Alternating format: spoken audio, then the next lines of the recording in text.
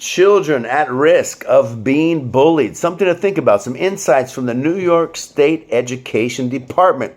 Generally, children who are bullied have one or more of the following risk factors. They are perceived as different from their peers, such as being overweight or underweight, wearing glasses or different clothing, being new to a school, or being unable to afford what kids consider cool, which oftentimes is so uncool because they judge people merely based on outward appearances, but that's a whole nother topic. People who are perceived as weak or unable to defend themselves. This is once again a at-risk factor for bullying.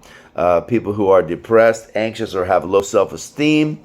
Those who are less popular than others and have few friends. I know what that felt like when I moved from Orlando to Claremont, a small suburb outside of the city years ago. That only had 10,000 people, and I didn't know anybody when I moved to middle school and left the big city of Orlando, and suddenly had to make a whole bunch of new friends and learn my way around in a completely new place. And it took some time, but I made some good friends, and it was fine. But it's not easy to make that transition initially for youth, and sometimes it can be precarious and overwhelming, but thanks be to God that you're going to make it. The sun always shines above the clouds. Keep a smile on your face and go forward by faith, not by sight. It's going to be all right. Just believe that there's some good, kind-hearted people in the world, and they will befriend you, and they will show you a helping hand and lead you along the way. Just don't be afraid to ask for help and reach out and be friendly yourself in that journey, and it'll be okay. So those who are perceived with low self-esteem, others who are less popular, maybe they have few friends, they can be a target to be picked upon.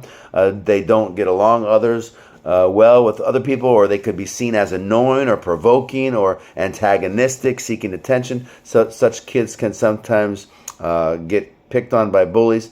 Nevertheless, however, even if a child has these risk factors, it does not mean that he or she will be bullied. You can stand up for yourself. You can tell a principal, you can tell a teacher, a staff, a guidance counselor, and reach out for intervention and protection, as I recommend that you do. Don't be a bully's punching bag by any means. Stand up for yourself, be proactive, and take your own protection seriously, and behave wisely. Find some good friends to associate with, some good kids, so you're never alone and not so much at risk.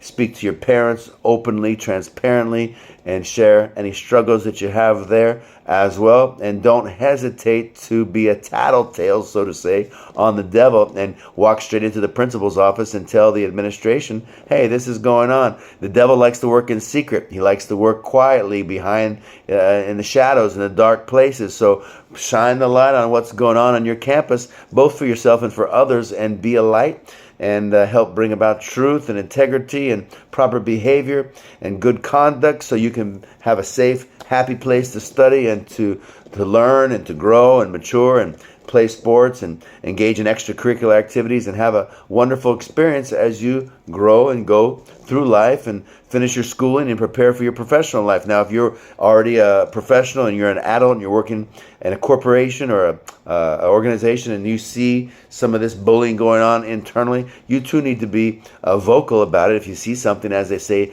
at the New York Police Department, say something. Don't be quiet and consent, or just lackadaisically go through life and let that thing pass by. No, speak up and say something and be proactive and sit the devil down and be a voice for good, and keep right conduct on your workplace. If you need somebody to come and speak to that, to prevent lawsuits and keep integrity in order, and to blow the whistle and sound the alarm and blow the trumpet and help raise the standard, I can happily do so. You can email me at RevivingNations@yahoo.com. I know every culture communicates and behaves differently, but it's no excuse for crossing the line or living and doing and behaving below the belt and speaking inappropriately towards other individuals and disregarding their feelings. We need to behave and communicate properly and uprightly, so we can work together harmoniously and grow together and accomplish more as we do.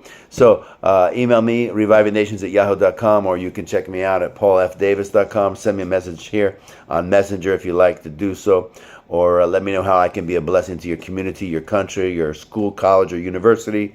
I've spoken for the U.S. military, cruise lines as well, and any company that's going through some turmoil, some upheaval, needs some peace, some conflict resolution. I can help navigate those nuances, bring about some mediation and some quiet, confidential consultation and some assistance in that regard. It's going to be all right as long as you get out in front of the 8 ball. Don't get behind it and get hit and slapped around and trying to put it all back together after conflict and chaos has erupted. Be a leader. Be on the forefront, be alert, be aware, keep peace and harmony in your workplace, in your school, in your community, in your country, and be blessed, my friend, as you do.